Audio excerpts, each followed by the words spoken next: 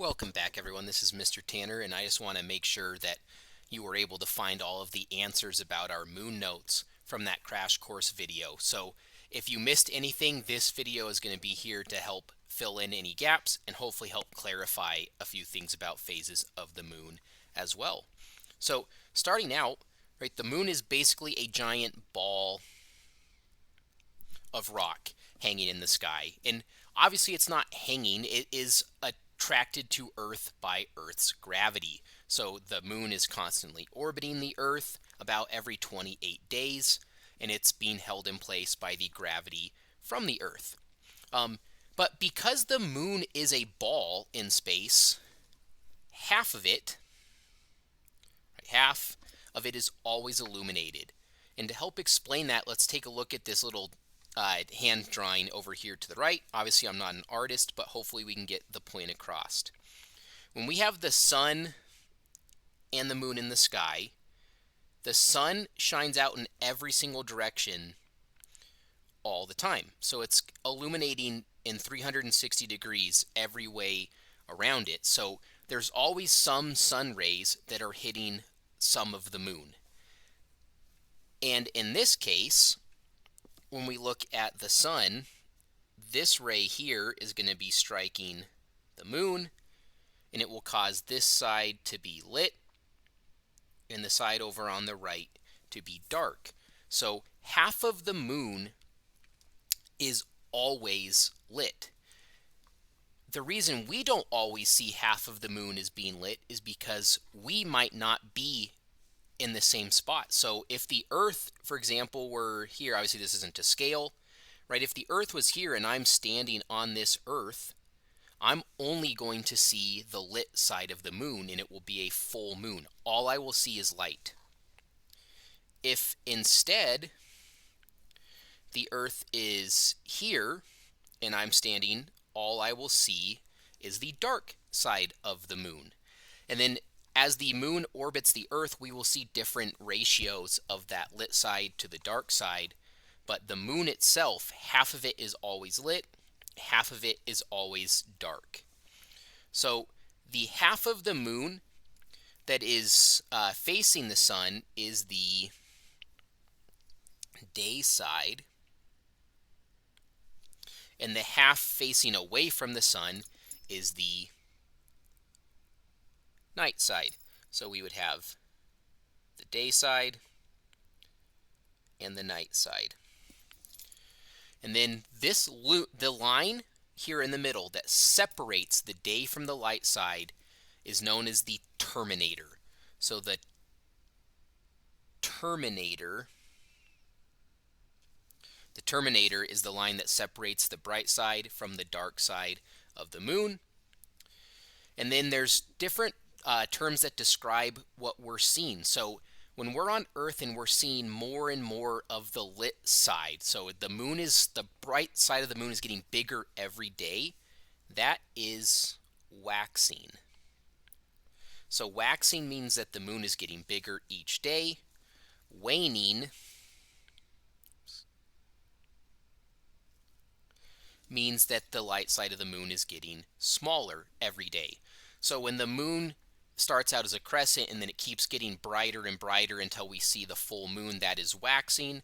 Once we have a full moon and the bright side keeps getting smaller and smaller until the new moon, we have a waning moon. And then this terminator line always moves right to left across the surface of the moon. So it moves from the right to the left.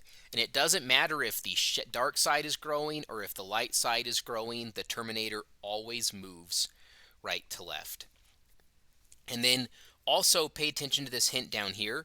The terminator line always touches the north and south pole. So it doesn't matter if it's a crescent moon or a gibbous moon or anything else, that terminator always touches the two poles.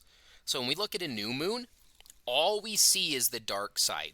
So a new moon, right, I'm going to write it over here. You can think of us on Earth only looking at the dark side of the moon. So the entire, hopefully you're going to do yours neater than this. I'm going for speed here. The entire side will be colored in dark during a new moon. Now we're starting to wax, which means the light side is getting bigger, but since it's a crescent, the light side is very small. So when we draw our Terminator line, remember it starts at the North Pole and ends at the South Pole. It's going to curve around into a crescent, and only the crescent is lit up. So all the rest is in shadow for what we can see, and we see a slim crescent of light. In a first quarter moon, it will appear to us that we can see half of the lit surface. And again, the Terminator is still moving to the right. So in the first quarter moon, zoom back in on this a little bit.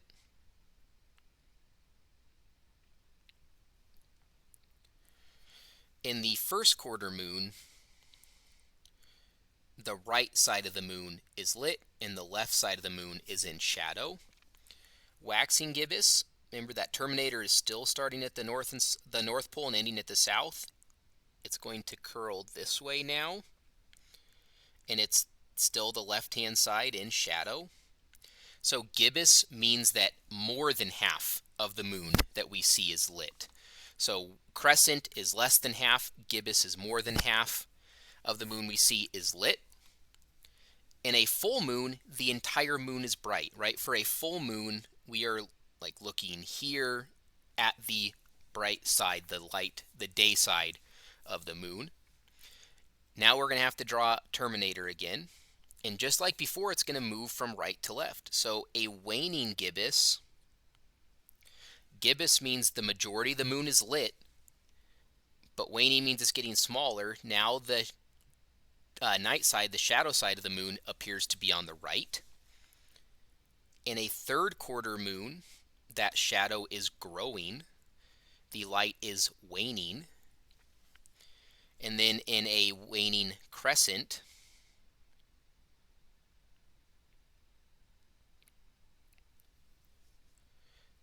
just a slim crescent of the moon is in light, and most of it is in the shadow. So again, if you pay attention to the actual Terminator line,